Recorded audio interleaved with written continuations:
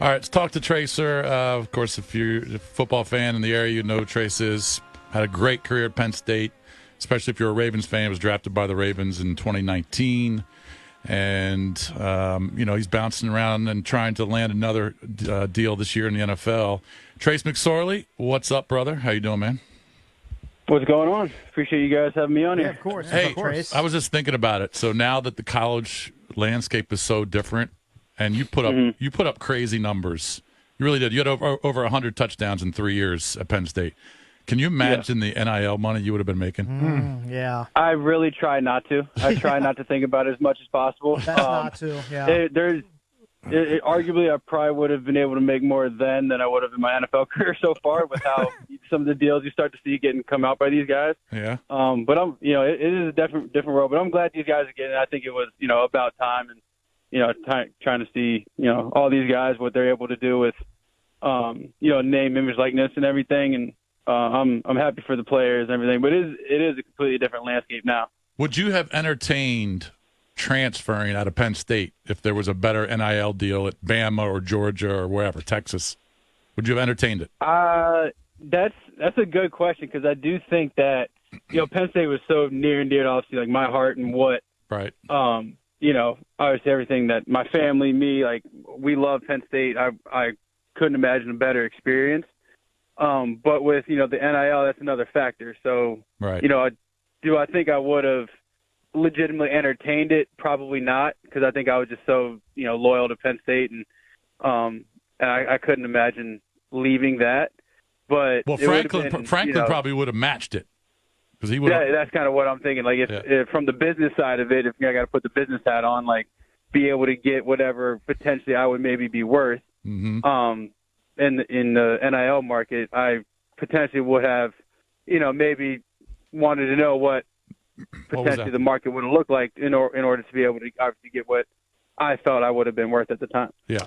Trace, take us inside the quarterback room. We always hear as fans the importance of the quarterback room, and here in Washington, they should get a veteran for the quarterback room. And we've seen sneak peeks watching Hard Knocks and things like that. But what's it like? You've been part of 5 quarterback rooms, I guess, from the Ravens, the Cardinals, Patriots, Bears, Steelers. What's it like, and can they be different? Yeah, I think every quarterback room, to answer the second question, every quarterback room is different. There's different personalities in there, and you kind of have to be able to navigate the different personalities within the room.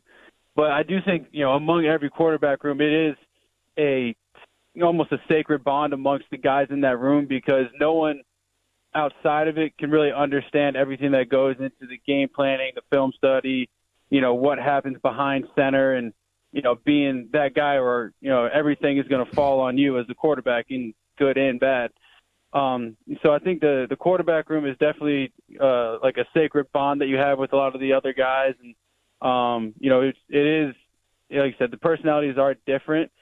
But, I think having that veteran in the room, or someone who has been in situations, especially in the NFL, right? If you got a younger guy coming into the league, or a rookie or a first-time starter, having someone else who's in the room that has been in those shoes, has had played in games and had adversity at some point, things gone the wrong way, having to get back and climb back into a game, and had to deal with the good and the bad already in the NFL, it does help to almost simplify it for a younger player, so that they're not trying to see a million things. You kind of just get them back and kind of get them into a comfort zone.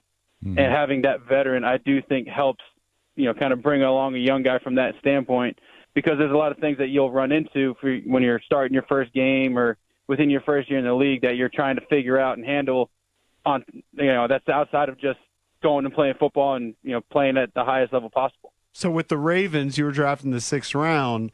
You were in a quarterback room with Lamar Jackson and RG3. What was RG3 like? Because he's in the backup role. You're the third guy. Mm-hmm. Lamar obviously is the man. What was that quarterback room like?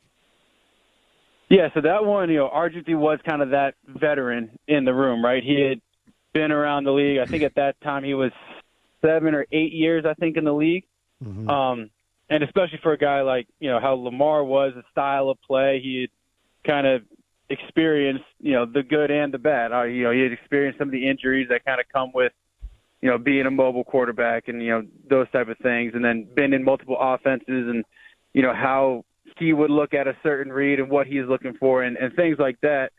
So RG3 kind of was that guy. And then, Lamar's always kind of been his own person. And I think that's what's made him so great is that, people have tried to tell him he needs to be this or that. And he's said, no, I'm Lamar Jackson. I'm going to do it my way. And he's been able to kind of go through and it's worked out very well for him. Yeah. And, but he's always been very receptive to coaching and different, perspectives and points of view. And Lamar would kind of take it all in. And then, just how the room operated. We were all very competitive. We had a lot of fun in the room. It really didn't feel like we were going to work. We all enjoyed, being together while we were in that room. So that was a really cool room to be a part of. And I was the only one in that room that didn't have a Heisman Trophy. So it was, for me, it was cool to be around a couple of Heisman Trophy winners every single day. All right, so before we ask you about Daniels and May specifically, talk to us about Kingsbury. You were in Arizona for a couple years. You had a start with them against Tampa. Kingsbury was your coach. David Blau was there, too, who's now an assistant quarterback coach here in Washington. Mm-hmm. So you got Kingsbury and Blau here. Mm-hmm. I'm sure you know them very well. So talk to us about Kingsbury specifically. What's he like? What type of offense do you think he's going to run? What's he like in meetings? That type of stuff. Yeah, Kliff's an awesome dude. Loved being around him for my time where I was out in Arizona. And I think offensively, what I always appreciated about Kliff is, he wanted to win games with offensive football, whether it be, by scoring points, being explosive, allowing guys opportunities to make plays, and really not, he didn't want to try and coach someone out of being just the natural player that they were.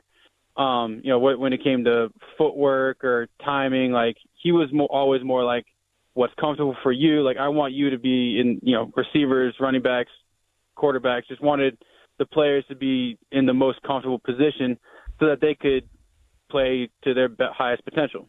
Yeah. And, I think with his offense, he's going to come in.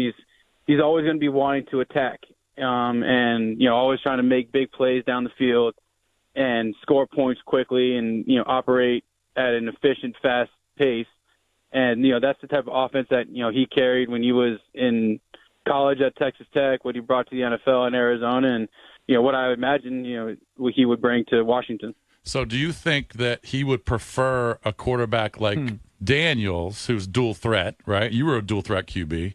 Mm-hmm. Do you think he would prefer that or more of the pocket guy, the drop back guy like Drake May? Even though Drake May can get out of the pocket and run, he showed that. But do you think he'd prefer, based on what you know about his system and his attacking style, do you think he would rather have a Daniels? I think that with that offense, if you can have a guy that can be a threat using his legs, and, I really think this about any offense, when you have another guy that, the defense has to account for, in pass, on a pass play, whether you got to waste a guy on third down with a spy or, the rush has to change up a little bit when you know that the quarterback can get out and be a threat using his legs. I just think it creates another dimension that the defense now has to think about and game plan for and then be able to react and stop come Sundays. Mm-hmm. So I think that, just given that thought process, I'm no GM or draft expert, but, I would think that, Daniels does bring that extra factor where he can, he's shown the ability to run and make big explosive plays with his legs on the ground. All right, we've got to go here in 45 seconds. Do you like Daniels better than May? Just kind of watching him.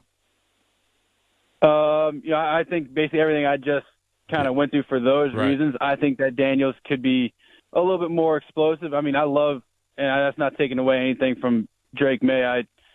From watching him and, what he did in North Carolina and how he's able to, he doesn't make the big plays, running the ball down the field, but he buys time, and then that allows him, with his arm strength and ability to push the ball down the field, to make plays down the field almost like Mahomes kind of does at times. You see him do that. So I think it's, there's two different ways for them to do it. Maybe I'm biased because I'm also a mobile guy. Like I do like Daniels. I think, he had a great year this last year, and he's kind of riding that high.